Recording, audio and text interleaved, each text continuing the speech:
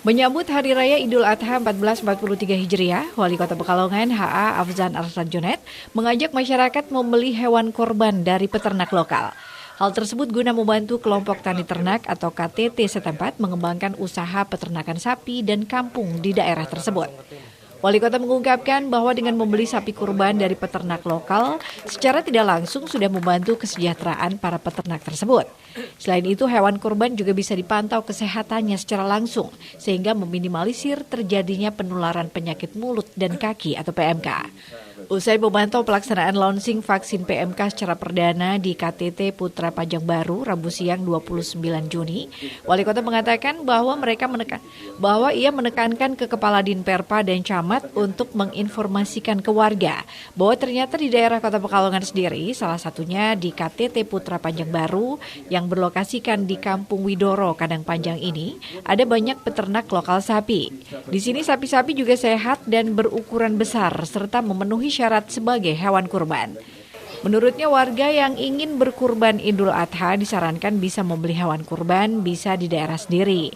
Pasalnya di sejumlah wilayah Kota Pekalongan juga banyak peternak-peternak lokal yang berpotensial untuk dikembangkan usahanya, seperti di daerah Kadang Panjang, Degayu, Setono, Kuripan Yosrejo, dan sebagainya.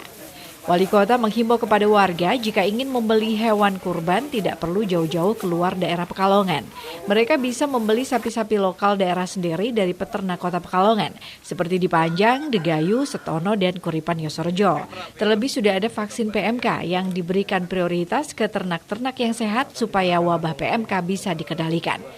Sementara itu, Kepala Dinperpa Kota Pekalongan, Muadi, menjelaskan bahwa langkah-langkah antisipasi PMK di Kota Pekalongan, Dinperpa sudah membentuk tim unit reaksi cepat di setiap kecamatan yang ada di Kota Pekalongan.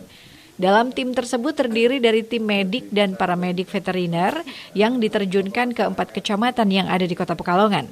Tim unit reaksi cepat ini akan langsung bertindak bila menemukan indikasi kasus PMK, baik saat melakukan pemeriksaan rutin maupun berdasarkan laporan warga, sehingga kasus dapat dilokalisir dan tidak menular ke hewan ternak lain. Tim unit reaksi cepat juga memberikan pemahaman kepada warga terkait PMK. Pada pelaksanaan vaksinasi PMK ini, Dinperpa memiliki 2 tim vaksinator, di mana 100 dosis vaksin akan dilaksanakan menjangkau 3 titik lokasi wilayah, yakni di Kelurahan Kadang Panjang, Degayu, dan Kuripan Yosrejo. Dalam pemantauan kesehatan hewan dan vaksinasi PMK ini, Dinperpa juga dibantu oleh mahasiswa KKN IPB jurusan kedokteran hewan. Harapan kita, ini saya tekankan lagi ke Pak Kadis dan Pak Camat, untuk informasi ke warga, ini yang lebih penting, informasi ke warga. Jadi ternyata di daerah Panjang ini ada peternak sapi, banyak peternak sapi ada. Nah ini kan misalkan ada warga Kota Pekalongan selama ini yang mau berkorban, ini kok malah cari sapinya di daerah lain. Nah ini sebetulnya di Pekalongan pun ada, dan saya melihat ya sehat-sehat, besar-besar juga. Ya ini bisa untuk korban juga, beberapa memang yang untuk pedaging. Dan ayolah informasi kepada warga yang mau berkorban. Pekalongan pun ada, nggak perlu jauh-jauh sampai ke luar daerah Pekalongan. Nah ini harapannya tahun 2023 ya warga yang mau berkorban itu bisa juga membeli sapi-sapi yang untuk peternak yang di Kota Pekalongan dulu. Ya memang kuotanya mungkin tidak sebanyak di daerah lain, tetapi ini ya bisalah mengakomodir sebagian warga Kota Pekalongan supaya mereka ini ya juga. Kintana Akna, Batik TV melaporkan.